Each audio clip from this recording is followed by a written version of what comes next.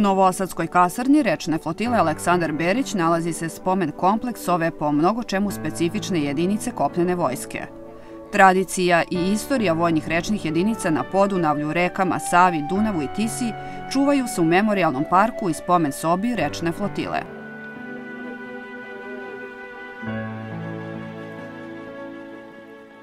Centralni deo memorijalnog kompleksa kasarne Aleksandar Berić ovde u Novom Sadu je svakako spomen soba rečne flotile. Danas spomen soba rečne flotile kopnene vojske ima u svom sastavu dve prostorije koje su u funkciji spomen sobe, a to su predvorje i glavna sala.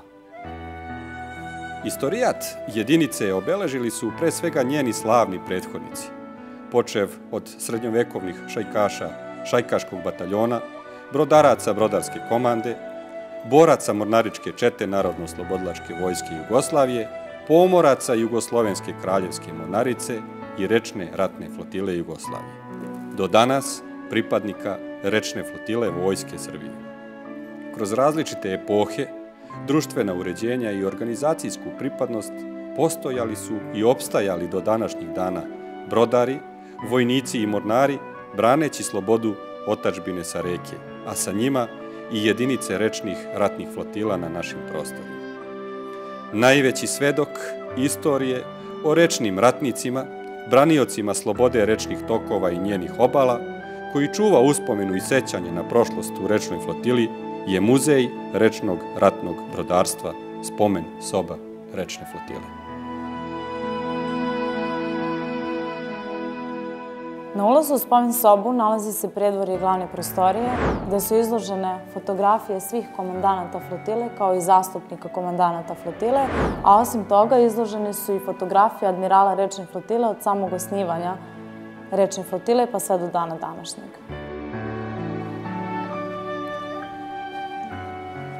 Poseban odeljak predvorja same spomen sobe posvećen je poručniku bojnog broda prve klase Aleksandru Beriću. U izložbenoj vitrini izdvojen je dosije personalnih podataka, fotografije iz karijere slavom ovenčanog oficira Kraljevske mornarice i povelja o posthumnoj dodeli medalje časti.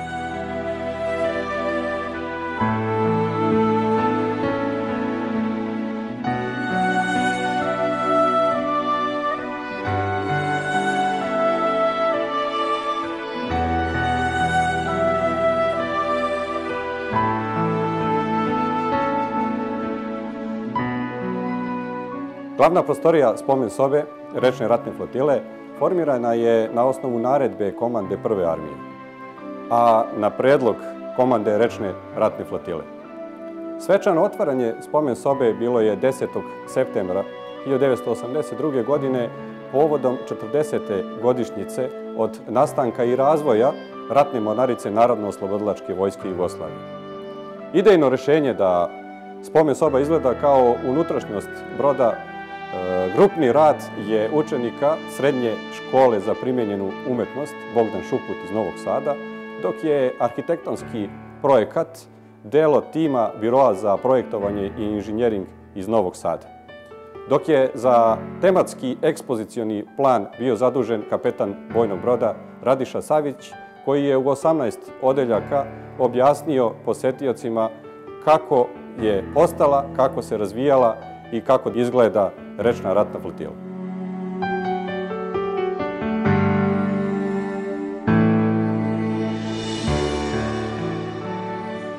Spomen soba rečne flotile u svojoj glavnoj prostoriji posjeduje preko 100 vrednih i interesantnih eksponata. Najveću pažnju uvek zaokupljuju izrađene makete rečnih ratnih brodova, a najzanimljivija je svakako maketa oklopljenog čamca Jadar, ratnog broda srpske vojske iz perioda Prvog svjetskog rata.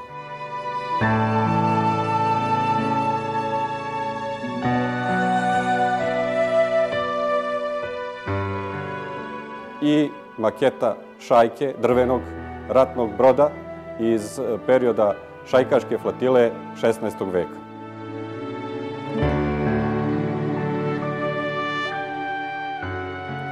Ostali eksponati kojima u glavnoj prostoriji je oplemenjena spomen soba su svakako uniforme iz raznih perioda rečne ratne flotile, brojne fotografije, faksimili i dokumenti.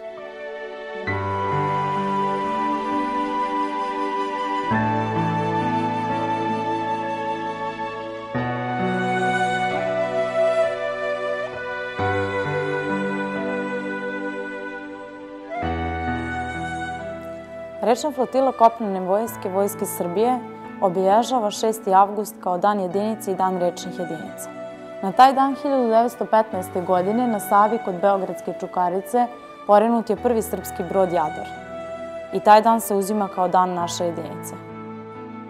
Srpska vojska je u Prvi svjetski rat ušla bez postojanja rečne flotile u sastavu same vojske, što se na samom početku pokazalo kao izuzetno veliki nedostatak, zbog čega se oformila ideja da već 1915. godine se obrazuje rečna flotila kao sastavni dio naše vojske i na taj način ta jedinica je branila unutrašnje plovne puteve kako Save, tako i Dunava.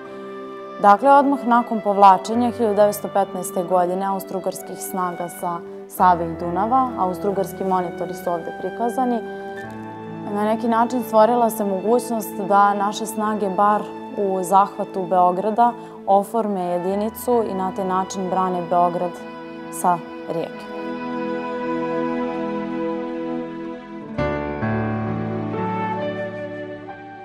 Rečna flotila je svoj najveći razvoj doživjela nakon završetka Prvog svjetskog rata. Država, kao zemlja pobjednica u ratu, dobila je kao ratni plen ratne brodove na moru i u reci. To je bio jedan od uslova koji je doveo do toga da se stvori novi vid vojske, mornarica i rečna flotila u okviru iste.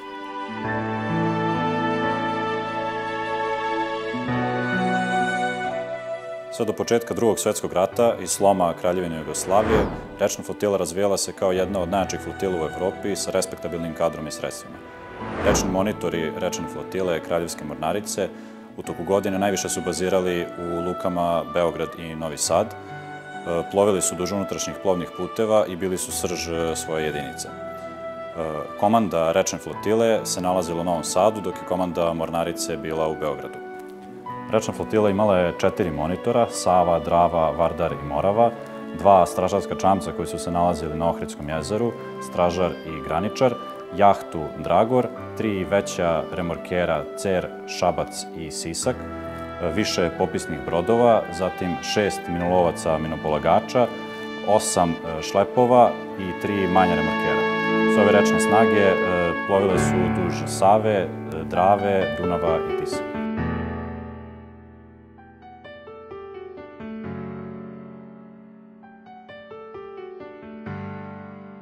Spomen sobe rečne flotile u Novom Sadu predstavlja muzej vojnog rečnog brodarstva, jedini te vrste u zemlji, koji govori o postanku organizovanih vojnih jedinica na rekama na ovim prostorima i prenosi duh istorije i tradicija vojnog brodarstva kod nas.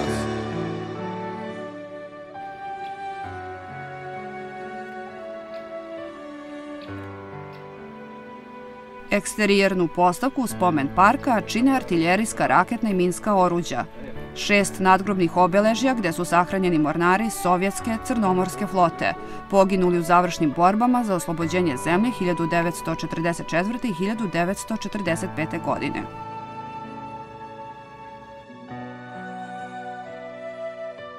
Posebno mesto u ovom delu kasarne zauzima spomen obeležje stradalim zastavnicima prve klase, Stevanu Markoviću i Kristijanu Lampertu. Na spomen obeležju, izrađenom u obliku lafeta brodskog topa, postavljena je mesingana spomen ploča sa imenima poginulih zastavnika i izlivenom siluetom broda rečnog minolovca 308.